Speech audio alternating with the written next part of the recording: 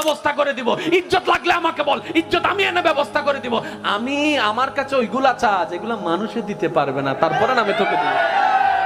এবার সত্যি করে বলেন, আল্লাহ কি দেয় না নাকি আমরা নিতে জানি না? আমি সবার মুখ থেকে শুনতে চাই, আল্লাহ কি আসলেই দেয় না নাকি নিতে জানি না? আচ্ছা, যে আল্লাহকে আপনারা মানেন, এটা ওই আল্লাহ না যেটা ফেরাউনকে দিছিল? যারা দাঁড়ায় আছেন তারা একটু বলেন না, এই আল্লাহ ওইটা না যেটা নমরুদকে দিছিল? এই আল্লাহ ওইটা না যেটা আবু জাহেলকে দিছিল? এত বড় বড় বাটফাটদেরকে যদি আল্লাহ দিতে পারে, আপনার মতো মুসলমানকে কেন দিতে পারবে না? উনি দিতে জানে, উনি দিতে পারে, আমরা নিতেও জানি না, চাইতেও জানি না। অনেক আল্লাহর বান্দা আছে বলে, আমি নামাজ পড়ি, তারপর আল্লাহকে চাইছি, আল্লাহর কাছে চাইছি, আল্লাহ আমাকে দেয় নাই। রোজা রাখছি, চাইছি আল্লাহর কাছে, আল্লাহ আমাকে দেয় নাই। আমি এত টাকা মান্নত করছি, চাইছি, আল্লাহ আমাকে দেয় নাই। আহাদে আল্লাহ কি তো আল্লাহ কন্টাক্ট হই না? তুমি কে? বলে যে বান্দা। দেনেওয়ালা কে? বলে যে আল্লাহ। তো আল্লাহ হচ্ছে মালিক, তুমি হচ্ছে গোলাম, তো তুমি চাইতে না থাকবা। তোমার কাজ হচ্ছে চাইতে যাওয়া, চাইতে যাওয়া। ওনার যেই দিন ইচ্ছে করবে সেই দিন দিবে। সময়, বার, তারিখ আপনার বেঁধে দেওয়ার কোনো অধিকার নাই। বাস শেষ তো। মাওলা চাইতে আছে, চাইতে আছে। একদিন, এক সপ্তাহ, এক মাস, 2 মাস, 1 বছর, 2 বছর, 3 বছর, 4 বছর, 5 বছর, চাইতেই আছে, চাইতেই আছে। আল্লাহ দেয় না।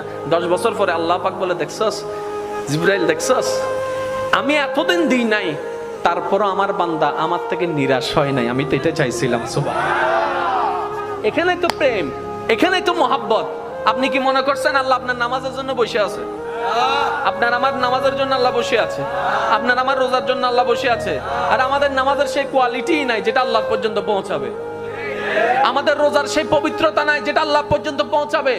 আল্লাহকে খুশি করতে পারবে এমন কোনো কিছু আমল আমাদের কাছে, আর আপনাদের কাছে বাদ দেন, আমার কাছেই নাই, যেটা আল্লাহকে আমরা দেখাইতে পারবো মওলা এটা এনেছি তোমার জন্য। যে কথা আমি বলতে চাচ্ছিলাম, একটু খেয়াল করেন। বিদেশ থেকে যখন কেউ আসে তখন ওই আনে তো অনেক কিছু, একদম না পারলে বুঝ দেওয়ার জন্য কি আনে? চকলেট।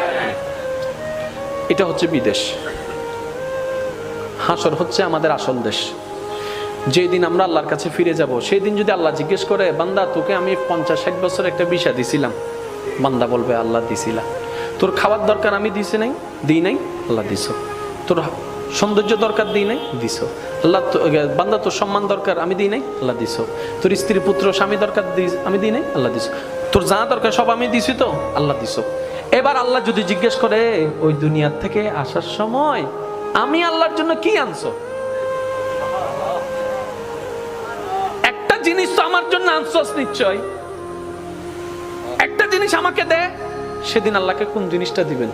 নিজেকে প্রশ্ন করেন, উত্তর দেওয়ার দরকার নাই, নিজেকে প্রশ্ন করে দেখেন। দেখেন আপনার ব্রেনে বলছে কিচ্ছু নাই। সবাইকে প্রশ্ন করেন, কিচ্ছু? জোরে বলেন না কিচ্ছু।